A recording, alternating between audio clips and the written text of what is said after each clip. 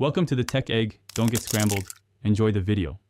In this video, I will explain how to remove Ford Fiesta seats. First, always prioritize safety by disconnecting your car's negative battery terminal. This prevents accidental airbag deployment or electrical shorts.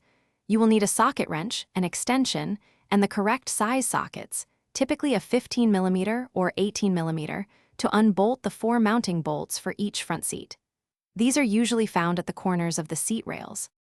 Once the bolts are out, gently tilt the front seat backward to expose the wiring harnesses underneath. There are typically several electrical connectors for components like airbags, seatbelt sensors, and seat heaters. Carefully unclip each one. With all wires disconnected, you can now lift the entire seat out of the car.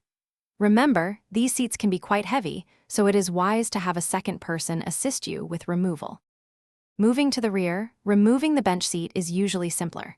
First, locate the 2 retaining clips, often found near the front edge of the seat, where it meets the floor. Firmly pull upwards on the front of the bench seat to disengage these clips. Once released, you can then slide the entire bench seat forward, away from the backrest, and carefully lift it out of the car. This part typically requires no tools. Finally, to remove the rear backrest, you will usually find 2 or 3 bolts securing its lower edge.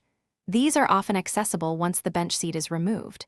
Use your socket wrench to loosen and remove these bolts. After the bolts are out, lift the entire backrest straight upwards. It should then disengage from the hangers at the top, allowing you to carefully remove it from the vehicle. You have now successfully removed all the seats. Thanks for watching. Consider subscribing if I helped unscramble your problems.